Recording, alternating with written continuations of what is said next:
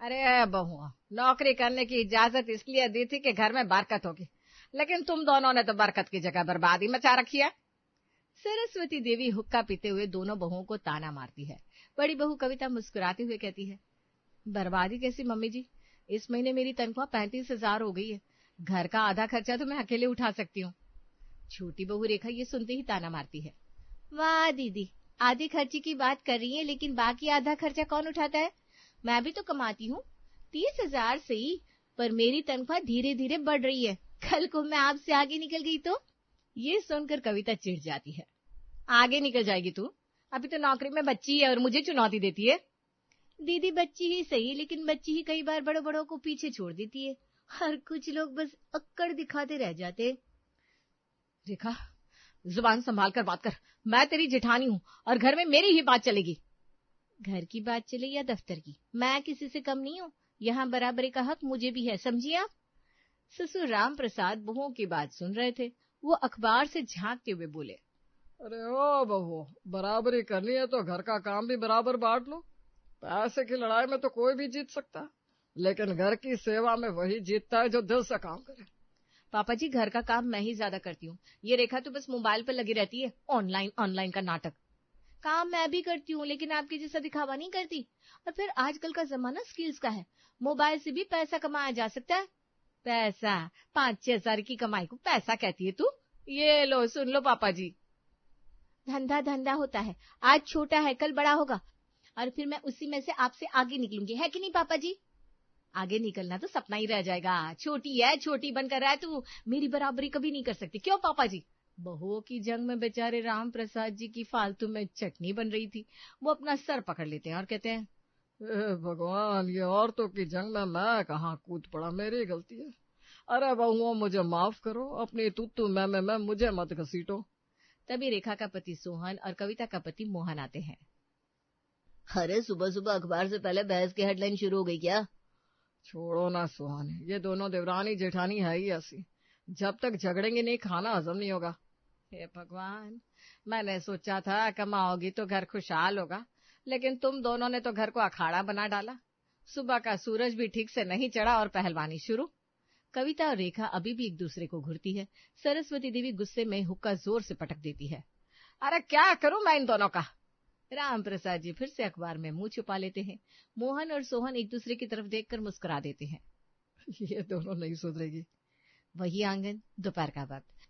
कविता mobile पर मायके से बात कर रही है। रेखा पास ही बैठी है और कान खड़े किए है। सरस्वती देवी सब्जी काट रही है। राम प्रसाद जी मस्त झपकी ले रहे हैं। हाँ मम्मी, हमारे यहाँ तो सब ठीक है, बस सोचा था कुछ नए स्टील के बर्तन भिजवा दो। हाँ हाँ, बड़े वाला पूरा सेट। ऑफिस की सहेलियां आती है तो थोड़ा रुतबा तो दिखना चाहिए ना। रेखा पास बैठी चाय पी रही है, बातें सुनकर आंखें तरेरती है। अच्छा, तो अब रुतबा दिखाने के लिए मायके का सामान चाहिए। ठीक है, मैं भी देखती हूँ। कविता फोन काट देती है, बर्तन मंगवाने की शेखी बघारती है और सास से कहती है, मम्मी जी, मायके से नए चमचमाते बर्तन आ रहे हैं, अब मेहमान आएंगे तो देखेंगे। बड़ी बहू है, कितना सलीका है। बर्तन से क्या होता है दीदी, पेट तो राशन से भरता है। मैं भी अपने मायके फोन करती हूँ, देखती हूँ कौन ज्यादा भेजता है। रेखा तुरंत मोबाइल उठाकर मायके कॉल करती है। हाँ भैया, हमारे यहाँ ना थोड़ा राशन कम पड़ रहा है, सोचा था इस बार तुम ही संभाल लो। हाँ हाँ, दाल चावल आटा सब भेज देना, थोड़ा ज्यादा भेजना ताकि दीदी को लगे कि मैं पीछे नहीं हूँ। फोन रखकर मुस्कुराती है। क्या जरूरत है इतना राशन मंगवाने की, घर का खर्च तो हम निकाल रहे हैं ना। अरे दीदी, जब आपको बर्तनों का शौक है तो मुझे राशन का। वैसे भी खाना बर्तन से नहीं बनता, राशन से बनता है। हे भगवान, ये घर है या पागल खाना? एक बर्तन पर अड़ी है, दूसरी राशन पर। भगवान बचाए ऐसी बहुओं से। दोनों बहुएं मुंह बनाते हुए वहां से जाती है और जाते जाते राम प्रसाद जी की कुर्सी से जोर से टकराती है। राम प्रसाद जी हड़बड़ाते हुए उठते हैं। अरे बाप रे, भूकंप आया क्या? मेरी तो दुनिया हिल गई। आया नहीं है, पर आने वाला है। कविता और रेखा के पति उन दोनों को समझाने की कोशिश करते हैं। कविता, ये सब दिखावा छोड़ो, जितना जरूरत है उतना मंगाओ। हाँ, वरना घर स्टोर रूम बन जाएगा और हम सबके लिए सोने की जगह भी नहीं बचेगी। सोहन, तुम तो चुप ही रहो, तुम्हें क्या पता, ये दीदी हर वक्त ऊंच नीच दिखाती रहती है। इनको मुंह तोड़ जवाब नहीं दिया ना तो मेरे सर पर चढ़कर नाचेंगी। और तू हर वक्त मुझे टक्कर देती रहती है, खुद को कुछ ज्यादा ही समझती है ना। दोनों बहुएं आमने सामने खड़ी हो जाती है। सरस्वती देवी बीच में आकर दोनों को अलग करती हैं। बस करो, मायके का सामान दिखाने के लिए मंगवाना है क्या? घर में बरकत काम से होती है, सामान से नहीं। अगले दिन आंगन में सामान आ चुका था। एक तरफ बर्तनों के डिब्बे, दूसरी तरफ राशन की बोरियां। पूरे घर में माहौल मेले जैसा लग रहा है। सरस्वती देवी और राम प्रसाद जी हैरान खड़े हैं। बच्चे इधर उधर सामान पर चढ़कर खेल रहे हैं। कविता खुश होकर डिब्बे खोलने लगती है। देखिए सब लोग, मेरे मायके से पूरे 50 पीस का बर्तन का सेट आया है। प्लेट, कटोरी, ग्लास, तवा, कुकर, सब कुछ नया चमचमाता हुआ। वाह दीदी, चमक तो खूब रही है, लेकिन खाली बर्तन से पेट नहीं भरता। मेरे मायके से देखो, 50 किलो चावल, 20 किलो दाल, 10 किलो शक्कर, पूरा गोदाम लग रहा है घर। मम्मी इतने चावल तो पूरे मोहल्ले को खिला देंगे, फिर भी खत्म नहीं होंगे। और मम्मी के बर्तन से सबको खाना परोस देंगे। बच्चों की बात सुनकर सब हंस पड़ते हैं, लेकिन कविता और रेखा दोनों जलकर रह जाती है। रेखा, बर्तन ना हो तो तेरा राशन चूहों का खाना बन जाएगा, समझी? और राशन ना हो तो आपके बर्तन खाली चमकते रह जाएंगे, समझी? अरे तुम दोनों बहुएं हो या दुकानदार? एक बर्तन भंडार, दूसरी राशन स्टोर। सरस्वती, अब तो मुझे डर है कहीं कल को बिजली पानी का बिल भी ये लोग मायके से मंगाने की होड़ में ना बदल दे। कविता, ये सब क्या तमाशा है? घर में पहले ही सामान की जगह नहीं है और तूने 50 बर्तन मंगवा लिए। और रेखा, तू भी कम नहीं है, इतना राशन ला दी, अब रसोई नहीं गोदाम लग रहा है। तुम मर्द को क्या पता, मायके का सामान लाना इज्जत की बात है। सही कहा, मायके से जो आता है वो शान होती है। लेकिन शान भी किसकी ज्यादा है, ये तो सबको साफ दिख रहा है। राशन का पहाड़ बड़ा है या बर्तनों का ढेर? प्लेट 20, कटोरी 20, ग्लास 10, तवा 2, कुकर 1, यानी कुल मिलाकर पूरे 50 पीस। चावल 50 किलो, दाल 20 किलो, आटा 25 किलो, तेल 10 लीटर, यानी पूरा महीना आराम से। उसके बाद भी राशन बचेगा। दोनों बहुएं एक दूसरे से चिढ़ जाती है और आपस में बहस करने लगती है। देखा मेरे मायके से कितने बर्तन आए, लेकिन मेरे मायके से राशन ज्यादा आया है। सब घर वाले दोनों का झगड़ा देख देख कर परेशान हो जाते हैं। सरस्वती देवी चिल्लाकर कहती है, अरे चुप करो, चुप हो जाओ दोनों, ये घर है गोदाम नहीं। दोनों बहस कर रही हो, इतना सामान मंगा तो लिया तुम दोनों ने, अब कहाँ रखूंगी ये सब?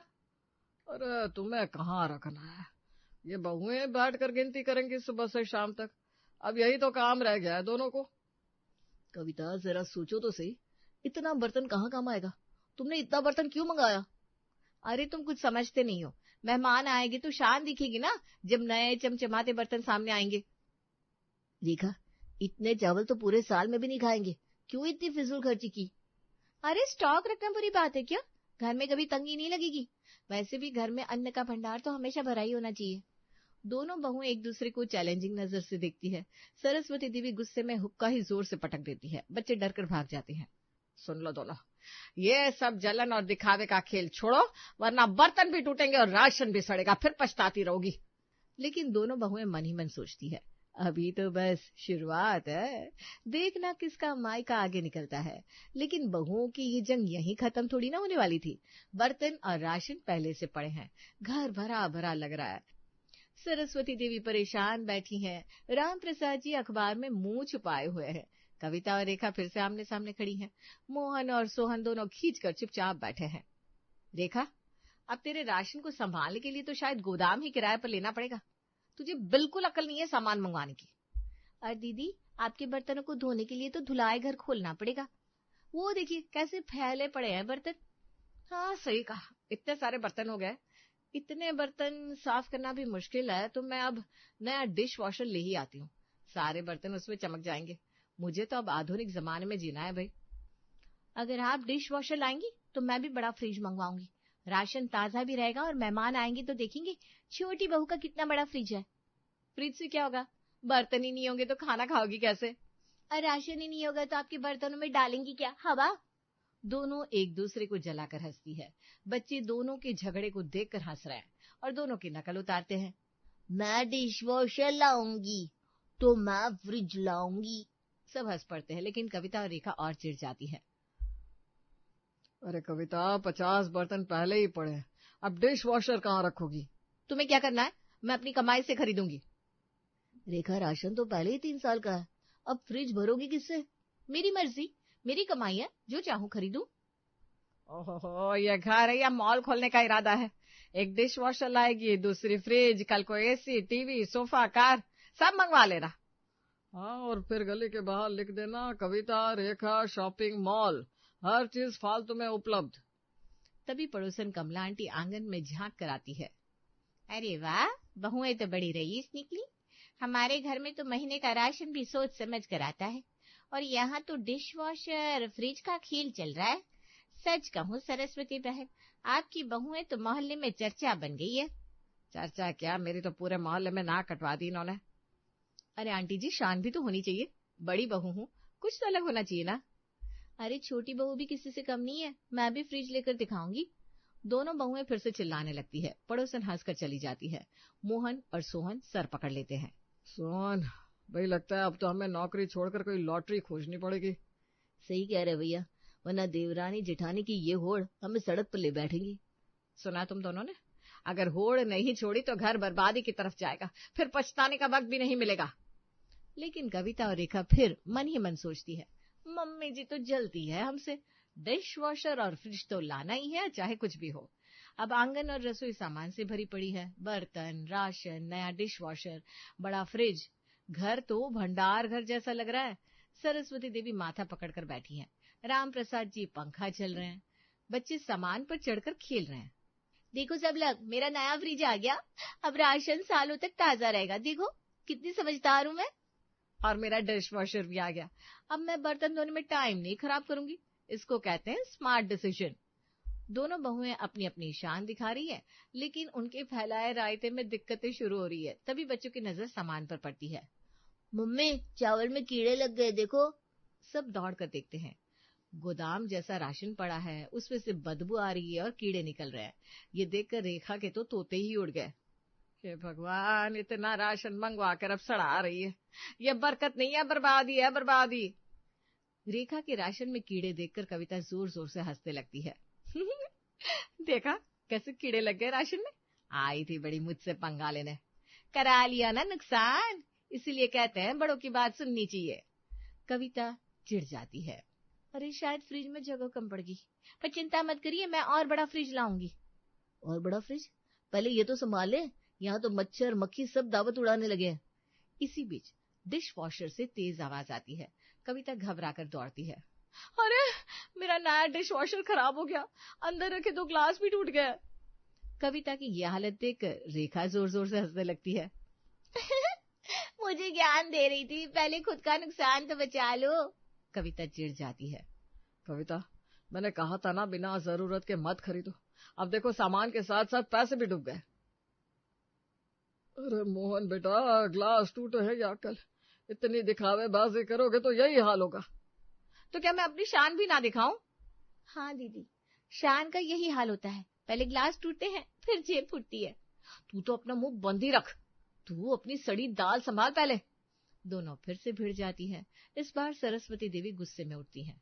बस करो, राशन सड़ रहा है, बर्तन टूट रहे हैं, बिजली का बिल डिश वॉशर फ्रिज से 2 गुना हो गया है, और तुम दोनों अभी भी शान प्रतिष्ठा के पीछे हो।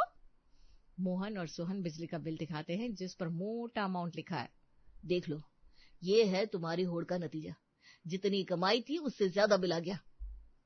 बैंक बैलेंस खाली हो रहा है और घर कबाड़ घर बन गया है। दोनों बहुएं अचानक चुप हो जाती हैं।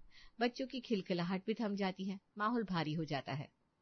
अब तो साफ दिख रहा है, दिखावे की दौड़ हमेशा घर को खोखला कर देती है। ये सब दोनों बहुओं की वजह से हुआ है, और अब दोनों बहुओं को ये सब सही करना होगा। जो भी नुकसान हुआ है दोनों बहुएं ही पूरा करेगी इसे। कविता और रेखा दोनों एक दूसरे को देखती है। चेहरे पर पछतावे की झलक थी।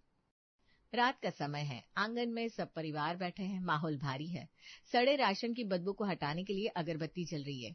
टूटे बर्तन किनारे पड़े हैं। बिजली का भारी बिल टेबल पर रखा है। कविता और रेखा उदास चेहरों से बैठी है। देख लिया ना बर्तन काम आया, न राशन, पैसा भी गया, इज्जत भी गई।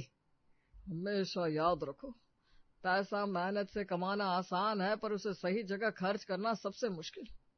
कविता और रेखा एक दूसरे को देखती है। आंखों में शर्मिंदगी है। सच कह रही है मम्मी जी, मैं बस रेखा से आगे निकलने में लगी रही, ये सोचे बिना कि घर का क्या होगा। मुझे माफ कर दो रेखा। और मैं भी दीदी से जलती रही, सोचती रही कि मैं छोटी होकर भी बड़ी दिखाऊं। लेकिन इस होड़ ने तो सब उल्टा कर दिया, मुझे भी माफ कर दो दीदी। दोनों की आंखों में आंसू आ जाते हैं। अगर तुम दोनों मिलकर सोचती तो घर भी संभलता और बटुआ भी। हाँ, आप दोनों की माफिया हो गई हो तो अब ये सोचिए कि ये बिल कैसे चुकाओगी। दोनों का चेहरा उतर जाता है। इसको ही कहते हैं खाया पिया कुछ नहीं, ग्लास तोड़ा 12 आना। हाँ, अब हमें कई महीने तक कमाना होगा, तब जाके ये खर्चा पूरा होगा। लेकिन अभी इतने पैसे कहाँ से लाए, हमारे पास तो पैसे भी नहीं बचे। सब हल्का सा हंस पड़ते हैं। कविता और रेखा उम्मीद भरी नजर से मोहन और सोहन की तरफ देखने लगती है। चलो तुम भी क्या याद करोगी, हम इस बार बिल भरने में आप दोनों की मदद कर देते हैं, लेकिन आगे से नो फिजूल खर्ची। हम वादा करते हैं। आगे से ध्यान रखेंगे। सरस्वती देवी मुस्कुराती है, लेकिन कड़क आवाज में सीख देती है। याद रखो, घर तब चलता है जब सब मिलकर सोचे। अकेले अकेले शान दिखाने से घर बेकार जाता है। कविता और रेखा एक दूसरे का हाथ पकड़ लेती हैं। रेखा, अब से हम मिलकर खर्च करेंगे। जो भी लाएंगे घर और परिवार की जरूरत देखकर ही लाएंगे। हाँ दीदी, अब आगे से कंपटीशन नहीं, सिर्फ कॉपरेशन होगा। दोनों बहुएं एक दूसरे को गले लगा लेती है। बच्चे तालियां बजाते हैं। राम प्रसाद जी मुस्कुराकर कहते हैं, वाह, अब आया असली बदलाव। बहुएं अगर समझदार हो तो घर स्वर्ग बन जाता है। इतने में कमला आंटी बाहर से झांक कर कहती है, मैं तो यहाँ मजे लेने आई थी, लगता है शॉपिंग मॉल बंद हो गया। अरे वाह, अब मोहल्ले में चर्चा होगी, कविता रेखा शॉपिंग मॉल बंद होकर अब बना है सेविंग्स बैंक। सब हंस पड़ते हैं। घर की असली ताकत इस बात में नहीं कि किसके पास कितना सामान है, बल्कि इसमें है कि सब मिलकर सोचे, मिलकर खर्च करे और मिलकर खुश रहे।